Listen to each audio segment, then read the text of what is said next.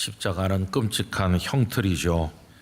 다 피하고 싶어 하는 것인데 예수님 안에서 십자가가 우리의 영광이 되었습니다. 얼마나 놀라운 은혜인지 말로 다 할 수가 없습니다. 결혼 정년기에 자녀를 둔 부모님이라면 주변에 좋은 청년 없나 하고 살피는 것은 인지상정일 것입니다. 저는 예수님은 어떠셨을까 생각을 해보곤 했어요. 예수님께서 이제 잘 이렇게 성숙하고 성장한 하나님의 아드님으로 자라나시는데 사람들이 예수님을 탐내지 않았을까? 그래서 마리아에게 와서 마리아, 대개 큰아드님은 결혼 안 시키나요? 이렇게 누가 물어보지 않았을까 참 궁금해요. 그죠? 그러면 마리아가 빙그레 미소를 지었을 것 같아요. 또 어떤 사람들은 자기들끼리 모여 앉아가지고 뭐 얘기를 했을 것 같아요. 그 목수집에 그 큰아드님이 아주 좋아 보이던데 성격은 어떻대? 좀 알아? 이렇게 뭐 얘기했겠죠. 그러면 예수님에 관해서 뭐 이렇고 저렇고 자기들이 아는 이야기를 했을 것 같습니다. 충분히 그런 일이 있었겠죠. 여러분, 오늘 한 절 말씀만 읽었는데 오늘 한 절에는 그 당시 사람들이 예수님에 대해서 무슨 생각을 하고 뭐라고 말했을지가 약간 그 분위기를 느낄 수가 있어요. 오늘 읽은 한 절 말씀에 나와 있는 건 두 가지인데 하나는 예수님의 나이에 관한 것입니다. 예수께서 가르치심을 시작하실 때에 30세쯤 되셨다 이렇게 돼 있죠. 여러분, 이 말씀 때문에 교회에서 성경 퀴즈 대회 하면은 이렇게 물어보는 거죠. 여러분, 예수님께서 메시아 사역을 시작할 때 나이가 몇 세였을까요? 그러면 여기저기서 손 들면서 그러면 한번 대답해 보시죠. 그럼 이제 어떤 분이 30세입니다. 그러면 나머지 사람들이 다 맞았다고 그러면서 그분 앞에 나와서 치약도 타고 칫솔도 타고 그런 거 타신 분들은 다 반납하시기 바랍니다. 그 틀린 거예요. 맞는 게 아니고. 왜 그러냐면 오늘 여기 너무 좋아하시나. 오늘 성경 말씀에 보면 몇 살이라고 그랬습니까? 30세쯤이라고 그랬지 30세라고 안 했어요. 여기 쯤이라고 번역된 헬라어 단어가 있습니다. 호세이라고 하는 건데 대략 거의 그런 뜻이지 딱 30 이런 게 아니거든요. 그러니까 한 28, 29일 수도 있고 아니면은 뭐 31세, 32세일 수도 있는 거죠. 30세쯤이니까. 자, 어쨌든 예수님은 그쯤에 이제 메시아 사역을 시작하셨어요. 근데 어떤 자료를 보니까 그 당시 로마 제국에 여러분 평균 수명이 얼마였을 것 같습니까? 우리나라 평균 수명이 굉장히 길어졌는데 그때 평균 수명이 깜짝 놀래요. 21세밖에 안 돼요. 그럼 어떻게 그렇게 얼마 못 살지? 그 이유가 있습니다. 그 당시 너무 위생이 안 좋으니까 영아 사망률이 너무 높아서 그래요. 1년 안에 죽는 아기가 36%나 돼요. 태어나자마자. 어떻게 그 1년을 넘겨도 하여튼 5살 되기 전에 세상을 떠나는 아기가 절반 정도 됐어요. 절반. 그러니까 그때 아기들이 너무 많이 죽기 때문에 평균 수명을 내니까 21세밖에 안 된 거예요. 근데 일단 5년 이상 생존하면 이제 수명이 좀 길어지겠죠. 5년 이상 생존한 사람들을 이제 모아가지고 그들의 평균 수명을 계산하니까 2배로 늘어나서 42세까지 살았다. 하고 5살을 넘기는 게 관건이었던 것 같아요. 뭐 5살을 넘겨도 평균 수명이 42세밖에 안 되면 예수님이 30세쯤이라는 거는 그게 이른 나이가 아니에요. 그죠? 상당히 늦은 나이에 시작하셨다. 이렇게 생각이 들어요. 그래서 제 생각에 예수님께서 한 20살 남짓할 때 메시아 사역을 시작하셨으면 어땠을까? 그래서 이런 생각도 해보기도 하고 또 3년만 하실 게 아니라 좀 오래오래 한 20년, 30년 계시면서 더 많이 가르치시고 더 많은 능력을 행하셨으면 좋지 않았을까 하는 생각도 해보기도 했는데 이 얘기를 어디 가서 했더니 어떤 목사님이 저보고 뭐라고 하더라고요. 아니 목사님 3년 가르친 것도 우리가 쫓아가려면 힘든데 한 30년 가르치셨으면 어떡할 뻔했느냐고. 그래서 웃은 적이 있어요. 그래서 하여튼 어쨌든 예수님은 3년 하셨는데 이 3년이라고 하는 거는 지난번에 말씀드렸죠. 요한복음을 기준으로 6월절이 등장하는 횟수를 따져보면 예수님께서 활동하신 기간은 한 3년 정도다 하는 것을 우리가 알 수 있다고 그랬습니다. 이제 오늘 본문에 나오는 얘기가 이제 예수님 30세쯤 이게 하나 나오고요. 또 하나는 예수님의 가족 상황이 나옵니다. 여러분 본문에 뭐라고 되어 있냐면은 사람들이 아는 대로는 요셉의 아들이다 이렇게 나와요. 그러니까 요셉의 아들로 알려진 거예요. 그죠? 그리고 사람들은 예수님에 관해서 그 가족들에 관해서 조금 더 아는 게 있었는데 복음서에 여기저기 흩어져 있습니다. 그 아버지가 목수라는 것도 알고 있어요. 그래서 마태복음 13장 55절에 보면 이는 그 목수의 아들이 아니냐 이렇게 돼 있어요. 그리고 참 재미있는 것은 마가복음 6장 3절에는 예수님을 목수라고 그랬어요. 이 사람이 마리아의 아들 목수가 아니냐. 그러니까 사람들은 그 아버지도 목수고 그 아들 예수님도 목수다 이렇게 알고 있는 거죠. 그 당시에는 아버지의 직업을 아들이 이어받는 게 아주 자연스러운 것이었기 때문에 하나도 이상한 게 아니에요. 그럼 목수라는 직업이 그 당시 사회에서 평판은 어땠나? 요아킴 예레미야스라는 분이 자료들을 분류해 가지고 이렇게 한 걸 보면은요, 목수는 목자 그리고 또 가죽을 이렇게 다루는 무두질하는 사람 뭐 이런 몇몇 그룹과 함께 아주 신분이 낮은 계층에 속했어요. 그러니까 이 목수가 고급스러운 직업은 아니었다 하는 것을 알 수 있죠.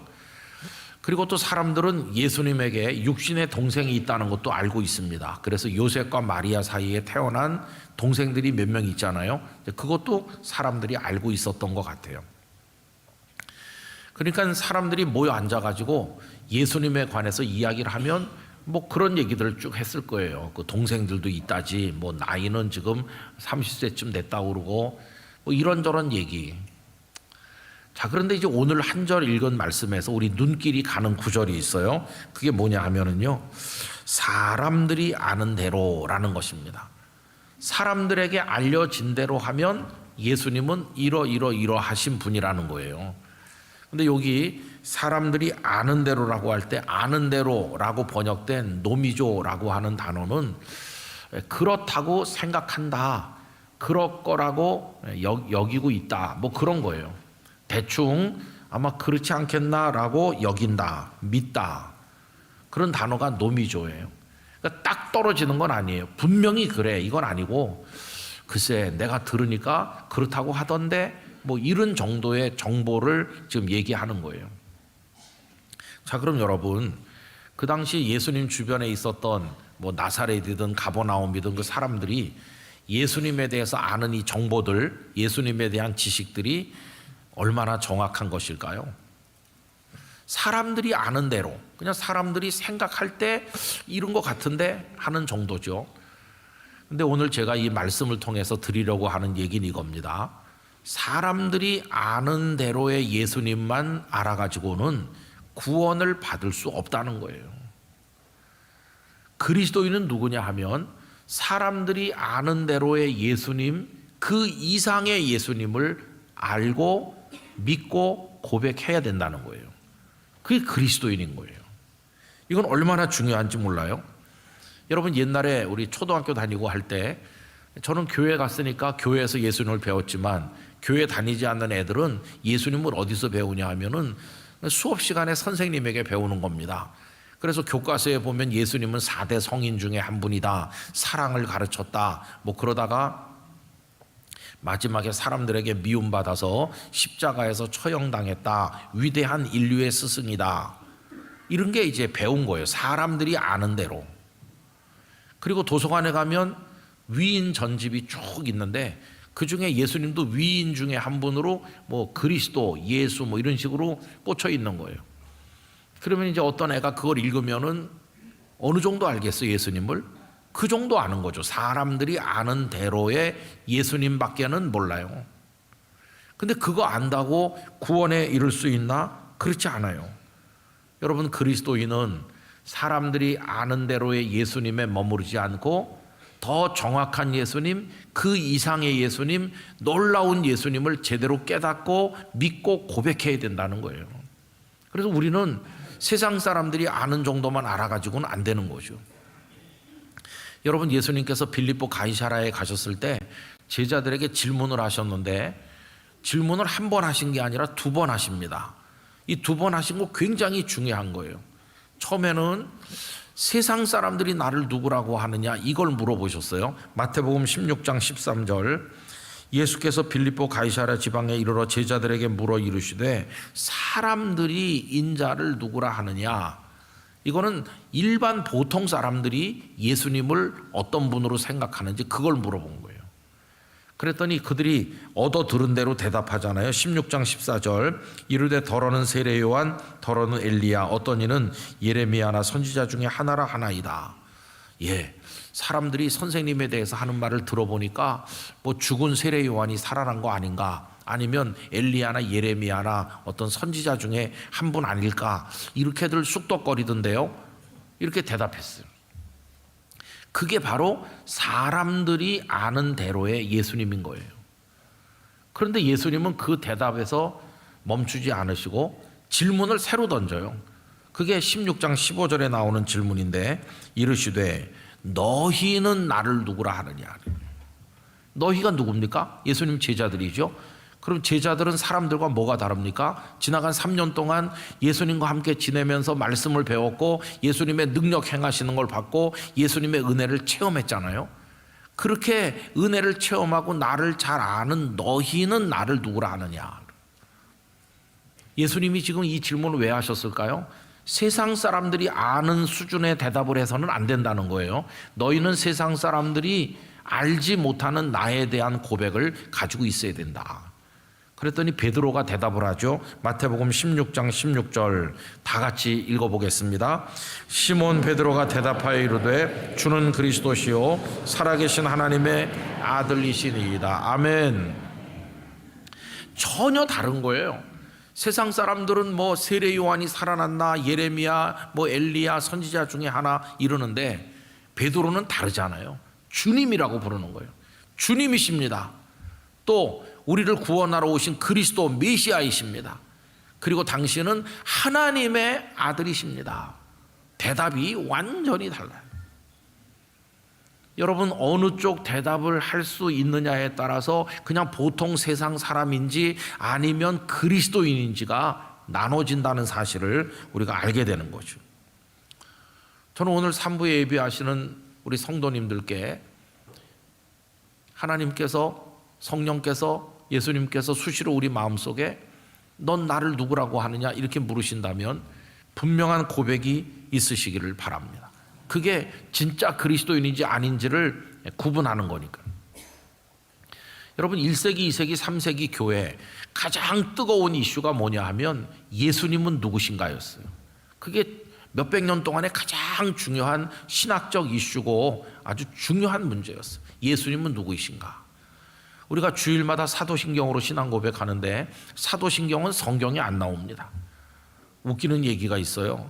어떤 분이 교회에서 장로 피택돼 가지고 노예 가서 고시를 치르는데 고시위원이 물어봤대요. 주기도문이 성경에 어디 나옵니까? 그랬더니 고개를 긁적긁적 하면서 머리를 긁적긁적 하면서 마태복음에 어딘가 나오는 것 같은데요. 그러니까 그 질문한 목사님이 그래요. 마태복음 6장에 나오죠. 이렇게 한 다음에 근데 그게 미끼예요, 미끼.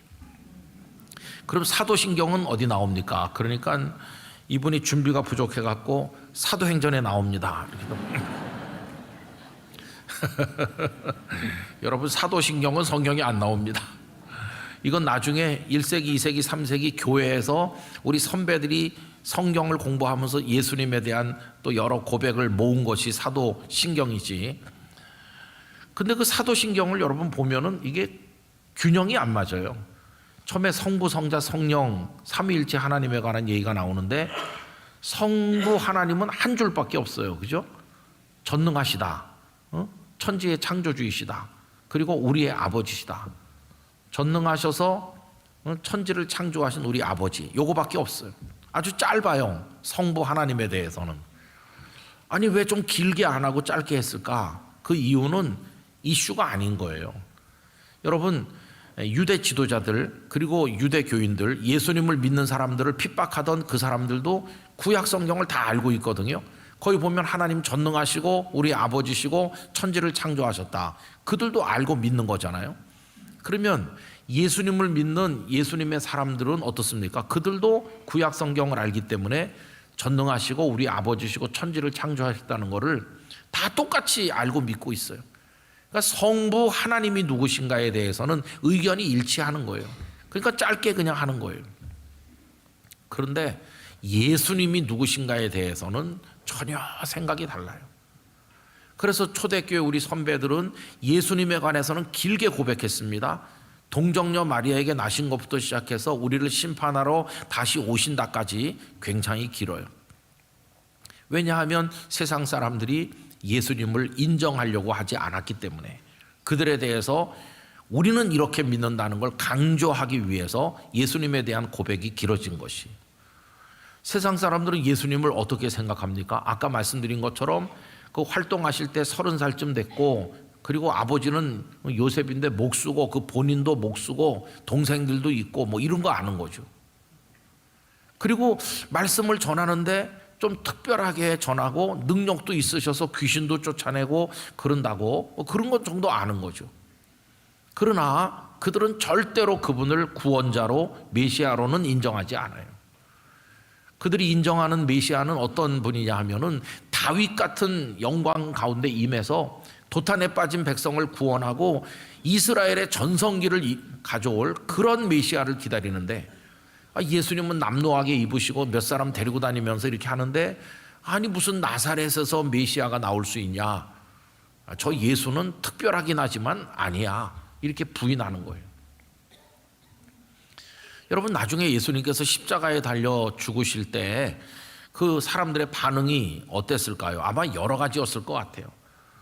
예수님을 따르진 않지만 예수님에 대해서 호감은 가진 사람들이 있었겠죠. 말씀하는 것도 특별하고 능력도 있으시니까 훌륭한 분이시다. 그런데 십자가에 죽으셨다고? 아이고 아쉽네.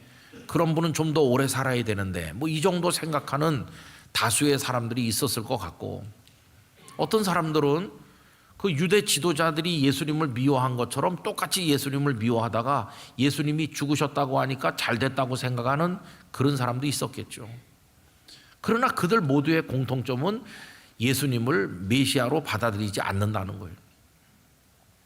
여러분, 예수님을 메시아로 받아들이지 않는 사람이 태반이나 많은 거죠. 그러다가 이 복음이 로마로 전해졌어요. 그래서 이제 이방인들에게도 예수님의 복음이 전해졌는데, 이방인 철학자들이 보면은 복음이라고 하는 건 너무도 어리석게 보이고 좀 유치하게 보이는 거예요. 고상한 덕을 쌓고 뭐 많은 걸 하면 구원을 받는다 그러면 그게 매력이 있을 텐데, 그냥 예수님을 믿기만 하면 구원받는다고 하니까 너무나 깊이가 없는 것 같고 좀 이상해 보이거든요.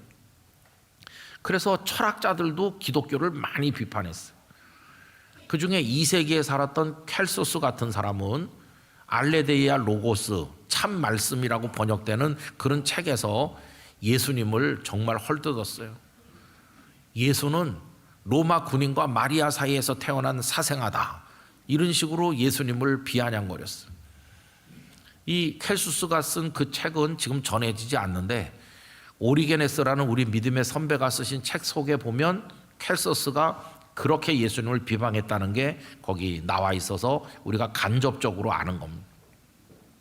이렇게 이 세상은 예수님을 인정하지 않고 그냥 자기들이 아는 상식 수준에서만 예수님을 설명했어요. 그래서 그들은 그리스도인이 아닌 겁니다. 그럼 여러분, 그리스도인은 어떤 사람들인가요? 온 세상이 예수님을 그 정도로만 얘기하고 비아냥거리고 구주로 인정하지 않을 때 예수님의 사람들은 전혀 다르게 고백했어요. 아까 베드로가 주님으로 고백했잖아요. 구원자 그리스도라고 고백했잖아요. 그리고 하나님의 아들이시라고 고백했잖아요. 뿐만 아니라 그 당시 예수님의 사람들은 예수님께서 우리를 위해서 죄를 짊어지시고 십자가에서 죽으시고 그 보혈로 우리의 죄를 씻는다는 것을 믿었어요. 그러면서 그분은 죽음 가운데 남아있지 않으시고 무덤의 권세를 깨뜨리시고 부활하셨다는 걸 믿었어요. 그리고 하나님의 아들로서 이 땅을 심판하러 오신다는 걸 믿었어요.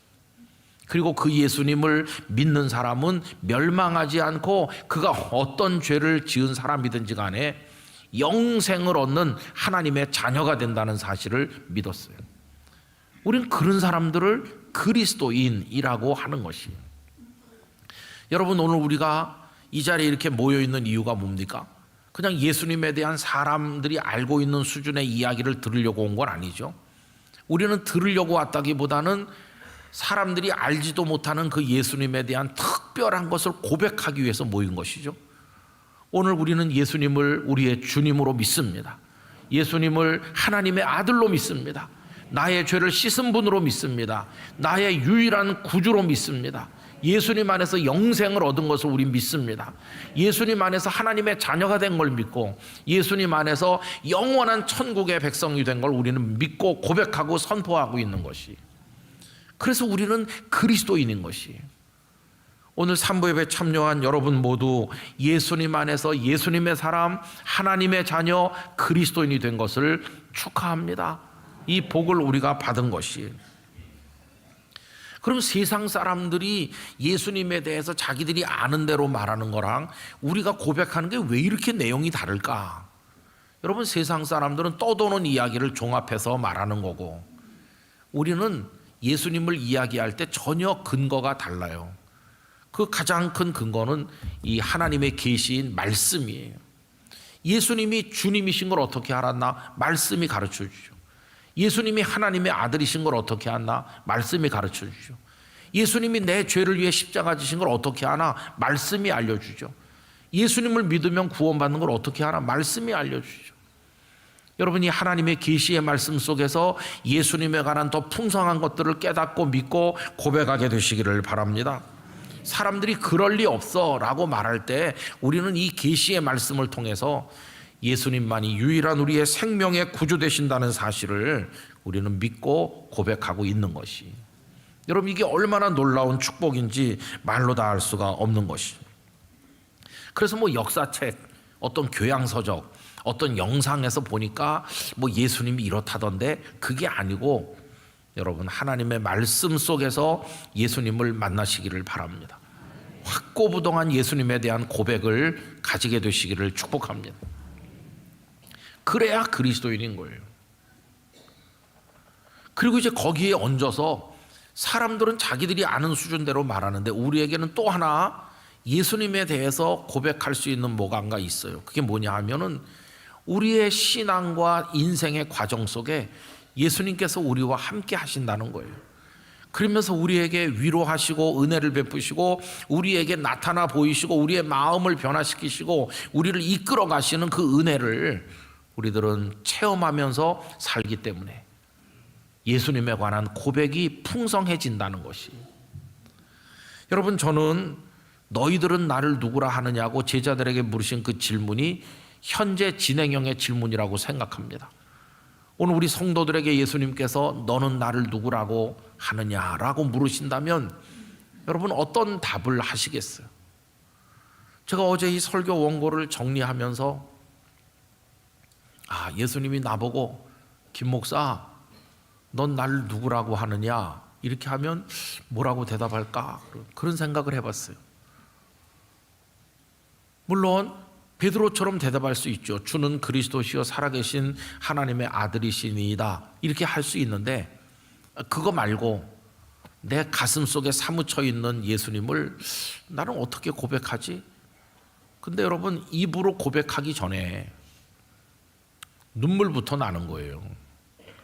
입으로 고백할 수가 없어요. 왜냐하면은 그 예수님께서 지금까지 살아오는 생애 동안에 얼마나 위로가 되시고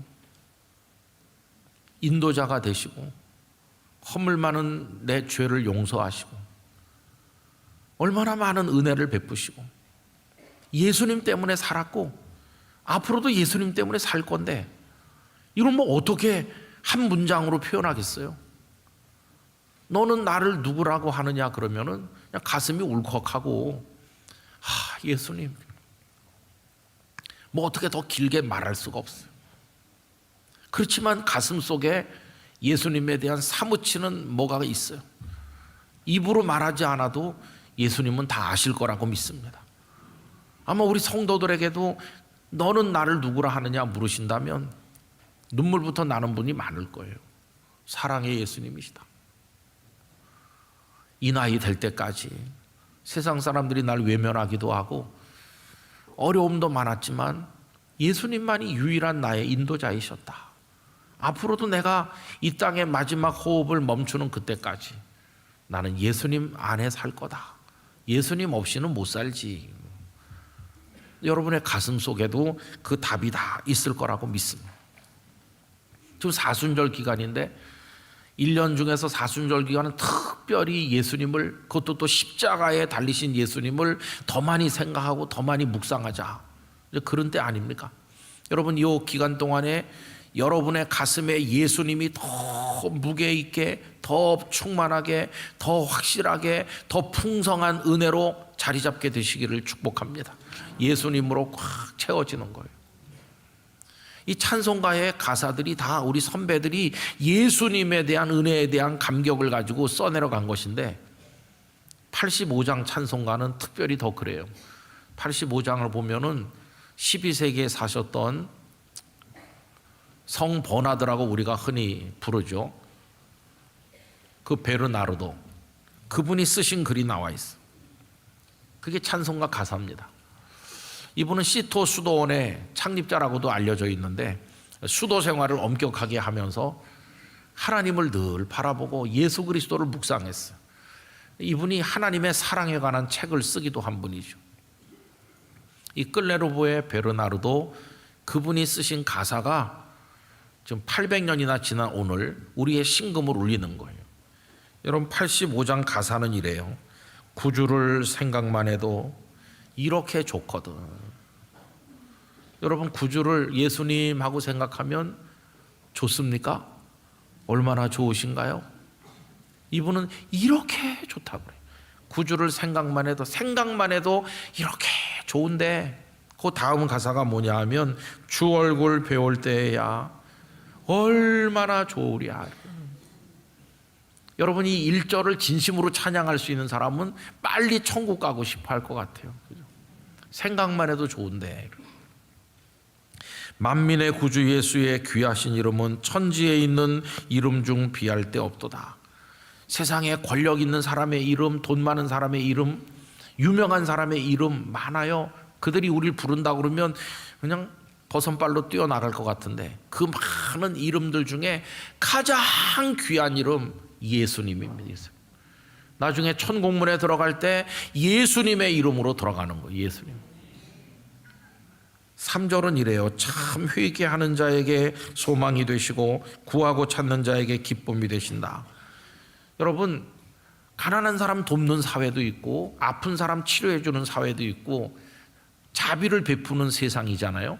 그런데 죄인에 대해서는 자비가 없어요. 너 나쁜 놈이야, 벌 받아야 돼, 죽어야 돼.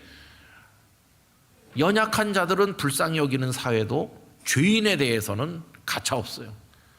그런데 예수님은 죄인에게까지도 자비를 베풀어서 너 회개해라, 살 길을 주시고, 죄인은 희망이 다 끊어진 줄 알았는데 참 회개하는 자에게 소망이 되시는 유일한 분이 예수님이세요.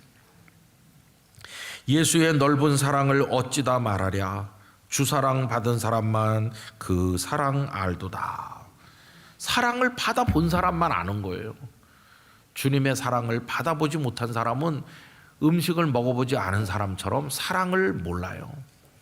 저는 여러분들이 낮이면 낮대로 밤이면 밤대로 잔잔하기도 하고 어떤 땐 강렬하기도 한 그 예수님의 사랑을 많이 많이 체험하시기 바랍니다.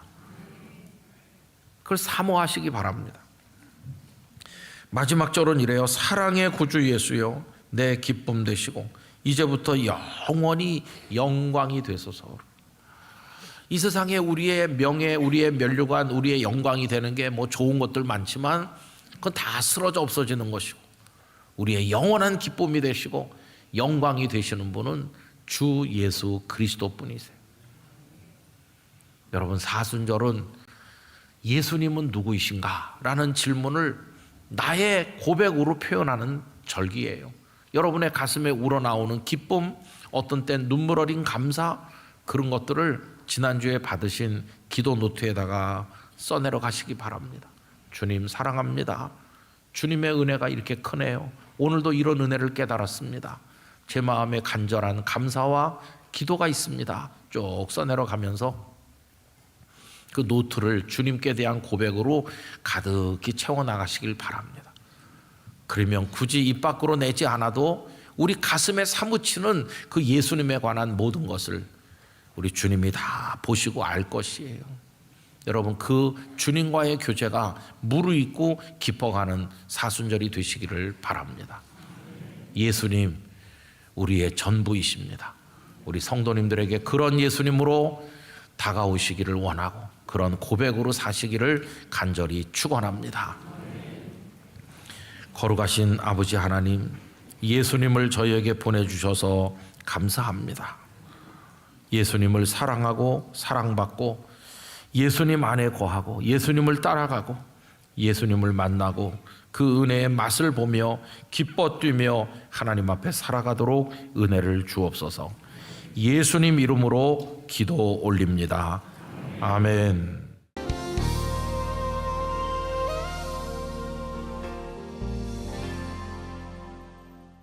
성경 전체에서 요절 하나를 뽑으면 뭔지 아세요? 네, 어떻게 그렇게 다 잘 아세요? 방금 우리 찬양대에서 하나님 앞에 올린 하나님께서 우리를 얼마나 사랑하시는지, 누구든지 예수님을 믿으면 멸망치 않고 영생을 얻게 해주시는 그 사랑이 담겨 있는 말씀이죠. 여기 다 그 사랑을 받은 분들이 앉아 계신 줄로 믿습니다.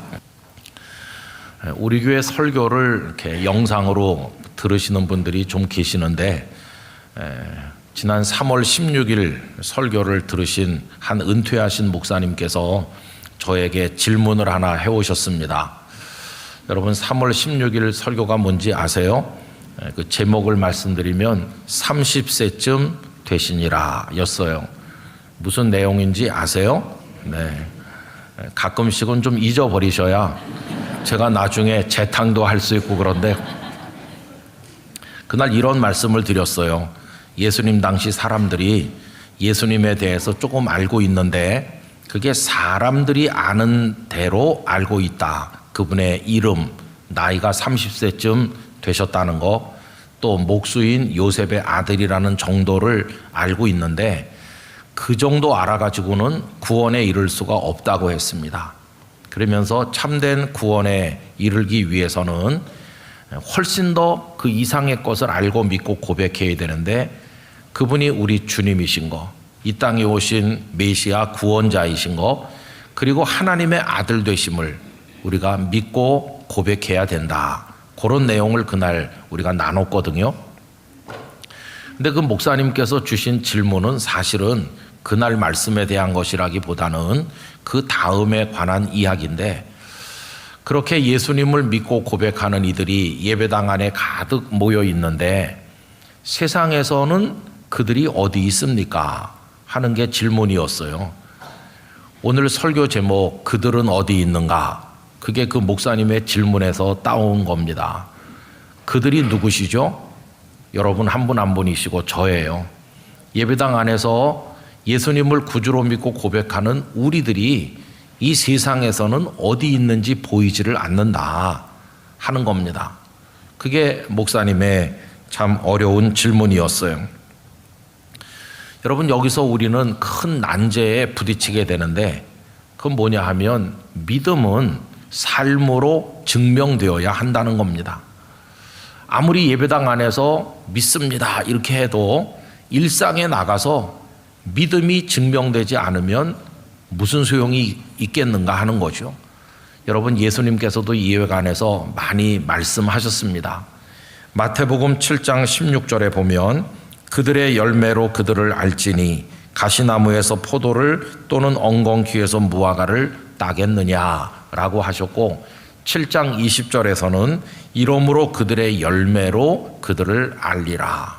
생활 속에서 맺는 열매로 진짜 성도인지 아닌지 알 수 있다. 예수님의 말씀이죠. 그런데 여러분, 우리가 우리 자신을 잘 알고 있지 않습니까? 내가 아는 나의 모습은 성도답습니까? 그렇지 못합니까? 부끄러운 나머지 어떤 이들은 교회 다닌다는 것조차를 숨기고 사는 사람도 많이 있는 것 같습니다.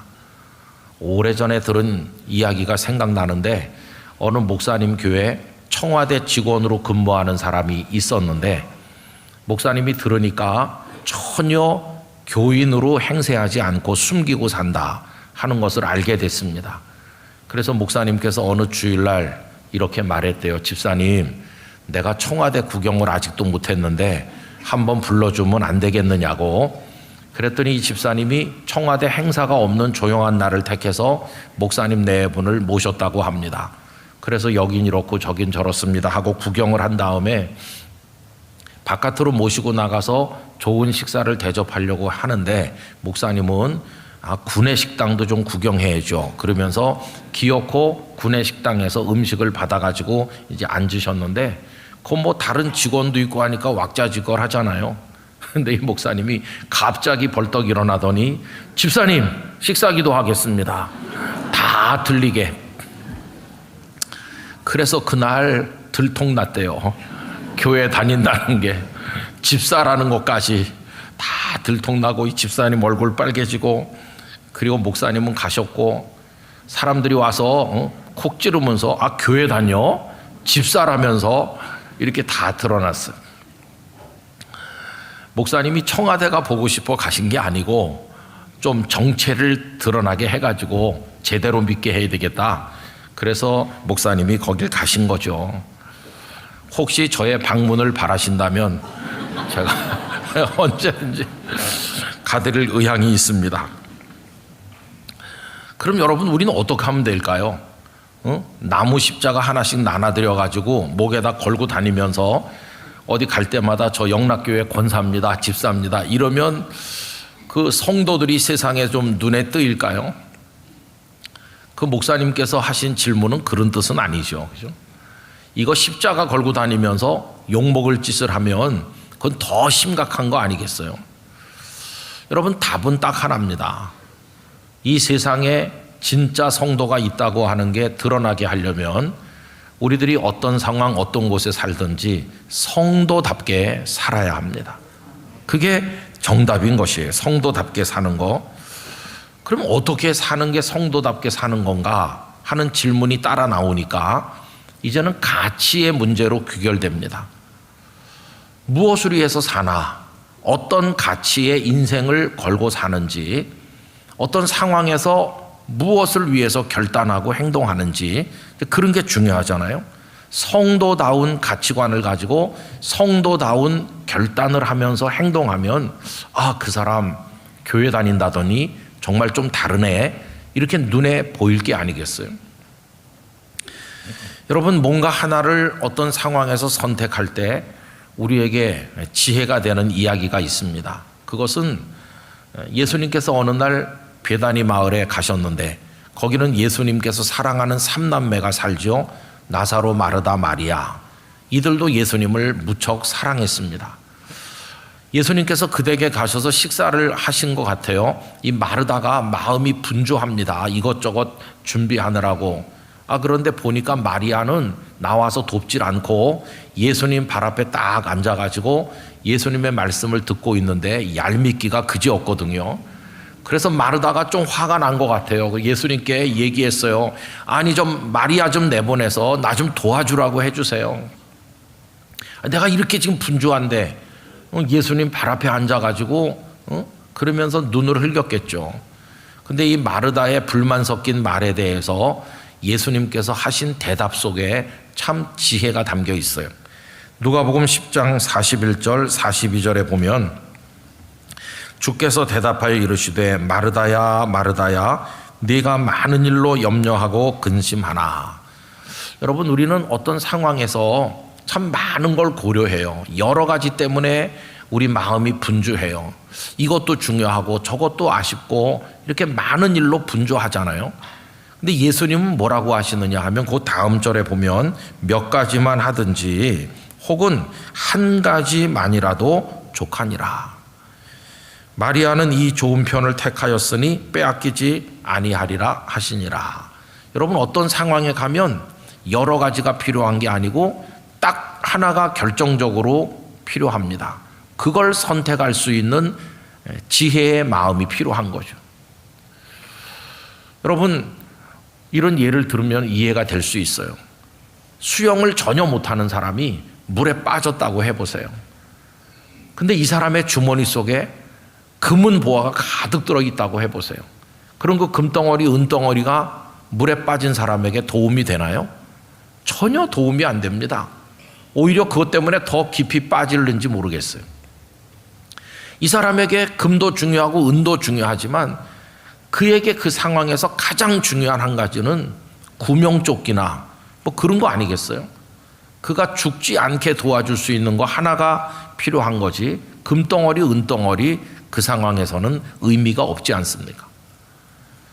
우리가 어떤 상황에 가면 성도로서 요때 가장 중요한 가치는 바로 이거다 하는 게 있는 건데, 그걸 제대로 선택하는 해안이 없으면 성도답지 못하게 될 수 있는 거죠. 성도다운 가치는 배제시켜 놓고 세상의 가치에 따라 이것저것 많이 움켜쥔들, 그게 어떻게 우리 믿음의 증명이 될 수가 있겠는가 하는 것입니다. 여러분, 그래서 한 가지를 선택하는 지혜, 이게 중요하죠. 그럼 여러분, 세상 사람들은 세상의 가치에 따라서 판단하고 산다면 우리는 무엇을 가치로 삼아 선택하며 살아야 될까요? 우리 성도들이 목을 메고 있어야 될 가치관은 도대체 뭘까? 여러분, 그거에 대한 답이 마태복음 7장 21절이라고 생각하는데 우리 다 같이 읽어보도록 하겠습니다. 나더러 주여 주여 하는 자마다 다 천국에 들어갈 것이 아니요 다만 하늘에 계신 내 아버지의 뜻대로 행하는 자라야 들어가리라. 아멘. 천국에 들어가지 못한다면 가짜 성도죠, 그죠?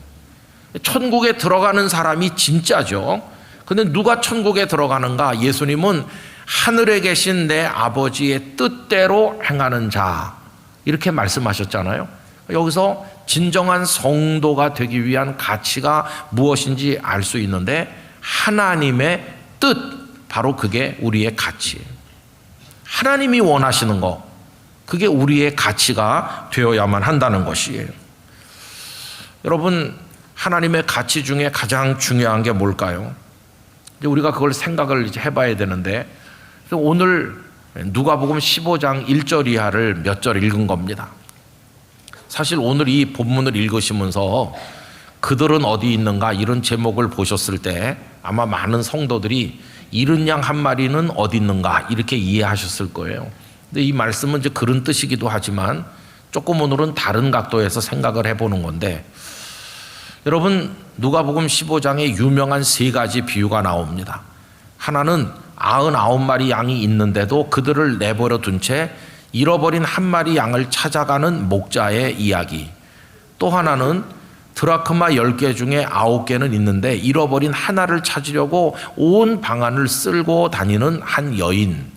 그리고 또 하나는 아버지가 멀쩡하게 살아계신데도 자기 몫의 재산을 미리 달라고 해서 먼 나라에 가서 허랑방탕하여 다 탕진하고 거지가 되어 돌아온 이 작은 아들을 한마디 꾸중도 없이 사랑으로 맞아주시는 어떤 아버지의 이야기. 이렇게 세 가지 이야기가 15장에 나와 있어요. 근데 여러분, 이 세 가지 이야기는요, 세상의 가치로 보면은 이게 다 너무도 어리석은, 이런 일이 있으면 안 되는 이야기입니다. 우선 99마리 양이 있는데 그거 놔두고 한 마리를 찾아가는 거, 이게 벌써 이상하잖아요. 아니, 99마리에게 무슨 일이 생기면 어떡하겠어요? 더군다나 99마리 중에는 오늘 밤 사이에 새끼를 낳을 양도 여러 마리 있는데 내일 아침 되면 105마리, 110마리 될 텐데 그까짓 거 한 마리를 포기하고 나머지를 돌봐야지. 더군다나 그 한 마리를 용케 찾았다 해도 그렇다고 이웃 친지를 다 불러서 잔치를 열면 그 양 한 마리 값보다 잔치 비용이 더 드는 거 아니겠어요? 이렇게 저렇게 따져봐도 이건 어리석은 이야기로 보이잖아요. 또 드라크마 하나를 찾는 여자 이야기도 똑같습니다. 물론 전해지는 여러 이야기에 의하면은 유대 여자가 시집을 갈 때 친정 아버지나 혹은 남편이 결혼을 축하하기 위해서 드라크마 10개를 이렇게 꿰어가지고 선물로 주곤 했다. 그런 이야기를 근거로 해서 10개를 다 가지고 있어야 되는데 하나를 분실한 것이 너무도 아쉬워서 그렇게 찾는 거다. 이렇게 이해를 해보기도 하지만 설령 그래서 그 드라크마를 찾았다 해도 드라크마 하나의 가치가 오늘날 한 사람의 하루 품삯 정도라고 한다면 이웃과 친구들을 초대해서 잔치하면 그보다 몇 배 더 들지 않겠어요? 그것도 좀 어리석어 보이잖아요. 근데 마지막 이야기는 더 압권이죠.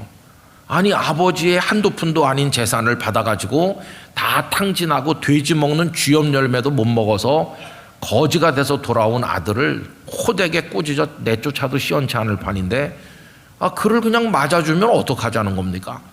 그 집에서 묵묵히 아버지 곁을 지킨 큰아들은 너무도 이게 답답하지 않겠어요? 만약에 어느 회사에서 회사의 손해를 계속 끼치는 직원을 계속 그렇게 받아주기만 하면 그렇게 인사 관리를 하면 누가 그런 회사에서 일을 하겠습니까?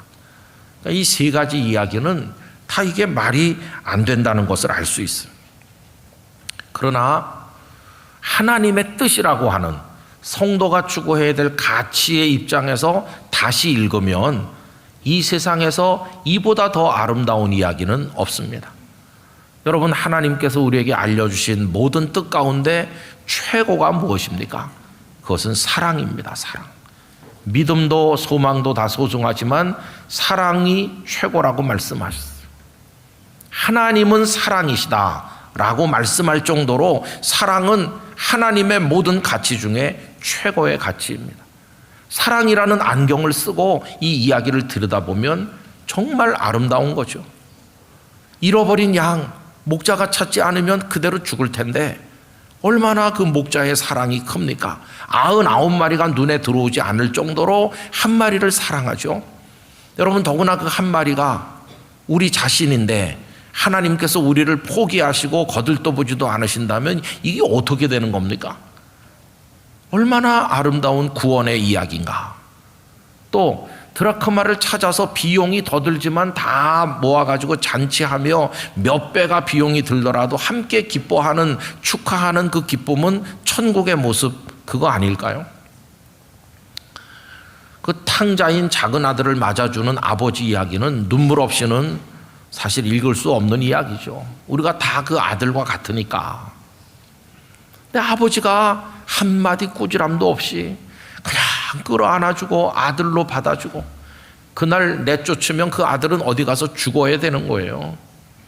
그런 아들을 다시 세워 미래를 열어주고 사랑으로 보듬어주는 그 아버지의 사랑은 오늘도 우리 하나님 아버지의 사랑을 찬양했습니다마는 그 사랑이 있기에 다 탕자인 우리들이 오늘 이 자리에 있질 않습니까? 그러니까 사랑의 눈으로 그 이야기를 읽으면 세상에서는 불가능한 이야기다. 하나님의 사랑의 품 안에서만 가능한 이야기다 하는 것을 알게 되는 거죠. 이제 우리 성도는 그래서 고뇌하는 겁니다. 어려서부터 세상의 가치에 너무 익숙하게 훈련받으며 그렇게 살아왔기 때문에 그게 우리 속에 깊이 배어 있는데 하나님의 사랑을 받은 성도로서 하나님의 뜻을 따라 살아야 된다는 이것도 또 우리 손에 있으니까 이 두 가지 사이에서 고뇌하는 겁니다. 어떻게 해야 될 것인가? 세상의 가치를 따르면 우리에게서 사랑의 이야기는 사라지고 인생은 삭막한 사막같이 될 것입니다. 반대로 하나님의 가치를 따라 결정하고 행동하자니 온 세상이 나를 향해 바보라고 욕할 게 뻔하니 어떻게 결정해야 되는지, 그래서 성도의 고뇌가 거기 있는 것입니다. 그런데 성도 여러분, 여러분들의 고뇌가 깊으면 깊을수록 바로 그 자리가 십자가의 자리가 되는 것이고, 거기서 하나님의 뜻을 따라 결정할 수만 있다면 이 세상 앞에 성도다운 성도가 있다고 하는 것을 더 진하고 분명하게 보여주는 기회가 될 것입니다. 그걸 오늘 우리 마음속에 생각하는 거죠. 여러분, 저는 이 사순절에 우리가 예수님을 많이 묵상하자고 하는데, 예수님은 어떤 분이셨나요? 거라사 지방에 갔을 때 무덤 사이에 귀신 들린 사람이 있는데 얼마나 흉폭한지 사슬로 묶어놔도 다 끊어버리고 감당을 못해요. 옷도 입지도 않고. 보니까 귀신 들린 거예요. 예수님께서 그 사람 불쌍히 여겨 귀신을 쫓아내려고 하는데 군대 귀신이라고 숫자가 많다는 거예요. 그러면서 예수님을 보자마자 우리를 저 돼지떼로 들어가게 해달라. 한 사람을 건지시기 위해서 예수님은 돼지 2천여 마리를 아까워하지 않으셨어요. 귀신이 그 돼지들 속에 들어가 다 비탈로 내리달아서 바다에 빠져서 몰살하는데 마을 사람들이 와서 예수님 빨리 떠나달라고, 이분이 계속 계시면 큰일 나겠다. 그들은 돼지의 가치에 관심이 있지만 예수님은 한 영혼에 관심이 있으세요. 여러분, 예수님은 2천 마리라 아니라 2만 마리라도 그렇게 하셨을 거예요. 요새 돼지 한 마리 얼마 하죠? 가서 한번 계산해 보세요. 근데 그 정도가 아니에요.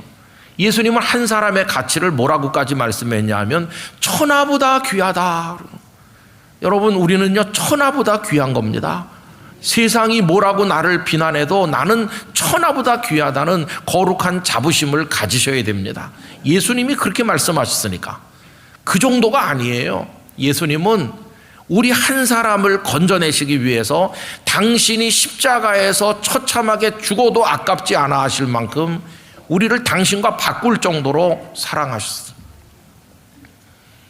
그런 분이 예수님이세요. 성도는 그런 예수님을 믿고 그런 예수님을 닮으려고 하는 사람, 그가 바로 성도 아닙니까? 그래서 여러분, 우리가 예수님을 나의 주님으로, 하나님의 아들, 나를 구원하신 분으로 고백한다는 것은 그분처럼 우리가 배워가고 따라가고 행동하는 걸 말하는 것이죠.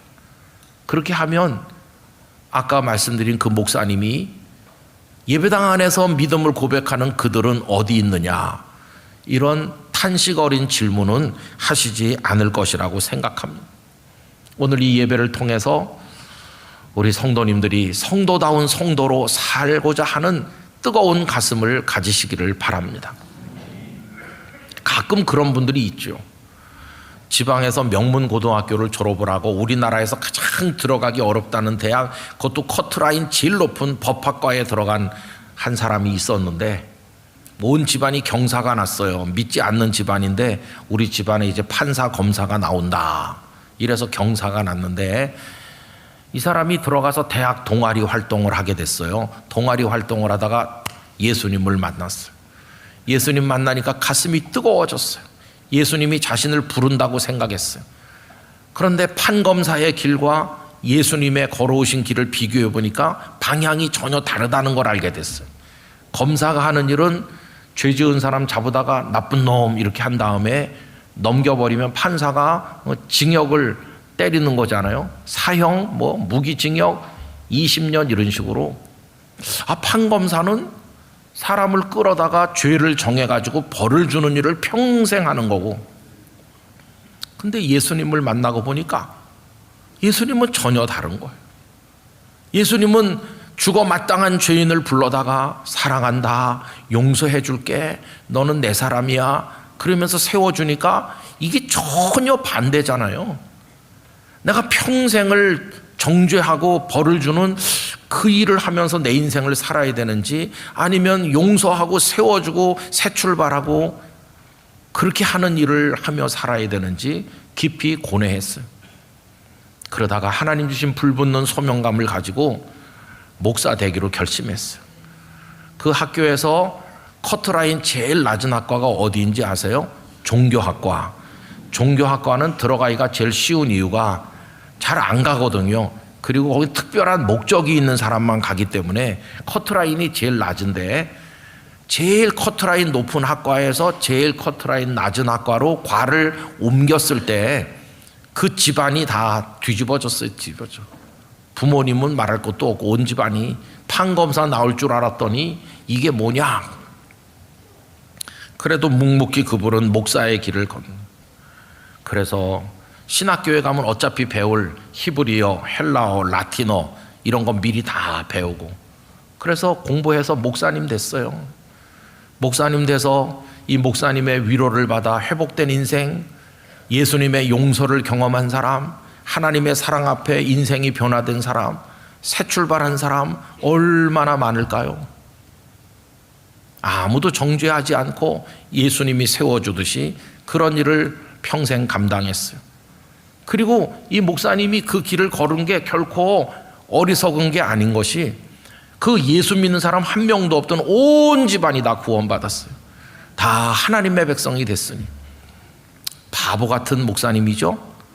그런데 손해보진 않은 것 같아요.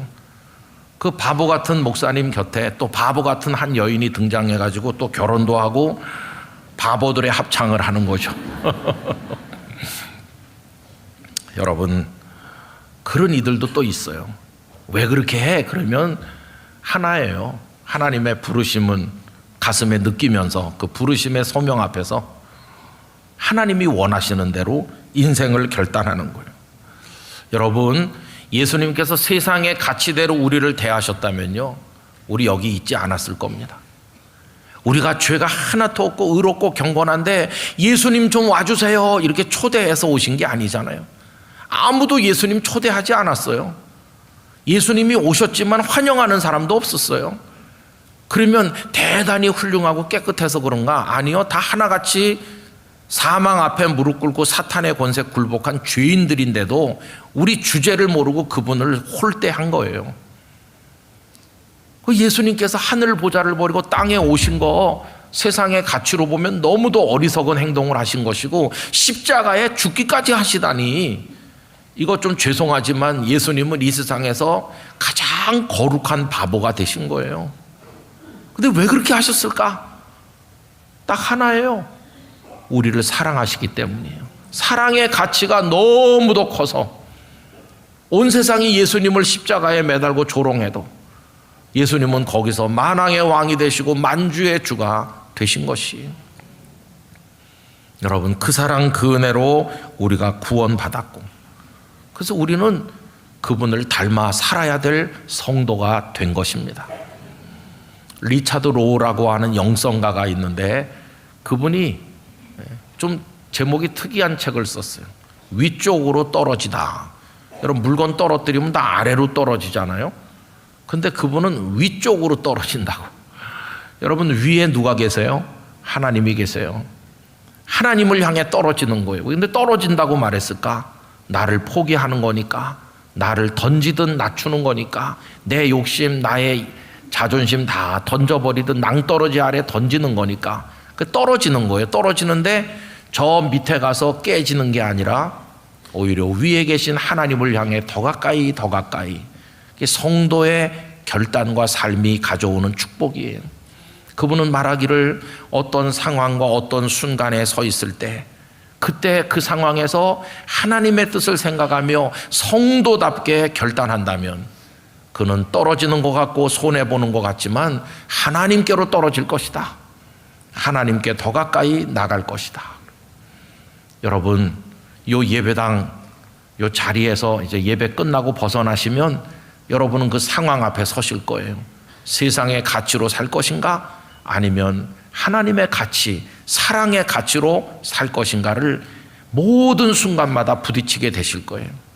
그때 성령님 안에서 성도답게 결정하고 행동하고 살아감으로써 이 세상에 성도가 있다는 걸 보여주실 수 있기를 바랍니다. 억울하게 나고 누가 봐도 내가 억울하다고 다 말해주지만 상대를 기꺼이 용서하는 일, 아무도 하지 않으려고 하는 허드렛 일, 해봤자 빛도 안 나고 아무도 알아주지도 않는 일이지만 내가 먼저 솔선수범하여 할 때, 그리고 좋은 곳에서 호화호식 할 수 있지만 소명이 있다고 생각할 때 다 내려놓고 고단한 길을 향해 출발하는 그 모습, 그리고 나랑은 아무 관계도 없는 남 같은 사람이지만 그 사람은 어려우니까 눈물로 기도하고 조금이라도 도우며 그를 위해서 하나님 앞에 수고할 때, 이런 것들이 다 성도다운 결단이에요. 뭐 위대한 일은 아니어도 괜찮아요. 소소한 일상에서, 모든 상황에서 성도답게 하시면 우리에게 참 기쁨이 있는데, 세상의 가치로 살 때는 못 누리는 기쁨이 우리 안에 솟아나게 될 것입니다. 잠시 후에 부를 찬송은 예수님 안에 기쁨이 있다는 건데요, 예수님 닮아 예수님처럼 살면 그런 사람만이 맛을 볼 수 있는 기쁨이 우리 안에서 솟아나게 될 것입니다. 예수님께서 당신이 얼마나 위대하신 사랑의 구주심을 보여주신 곳은 골고다 언덕, 그 십자가죠. 가장 처참한 곳에 계셨기 때문에 가장 위대한 우리의 주님이 되신 것처럼, 여러분의 고뇌가 깊고 힘든 그 상황이야말로 진짜 그리스도인임을 보여줄 수 있는 멋진 자리임을 기억하면서 우리에게 주어진 십자가를 거기서 짊어질 수 있는 성도가 되기를 간절히 기원합니다. 그래서 예수님 안에 있는 기쁨이 여러분의 것이 되시기를 진실로 축원합니다. 기도하겠습니다. 아버지 하나님, 예수님의 성호를 부른 지 수십 년 지났지만 여전히 세속의 가치를 가지고 성도답지 못하게 살아왔음을 용서를 구하면서, 이제는 모든 상황에서 중요한 한 가지, 하나님의 뜻, 성도의 가치, 사랑의 가치를 따라 결단하고 행동함으로써 이 세상에 진정한 성도가 있음을 드러내고 우리도 주님 안에 있는 기쁨을 누리게 하여 주옵소서. 예수님 이름으로 기도드립니다. 아멘.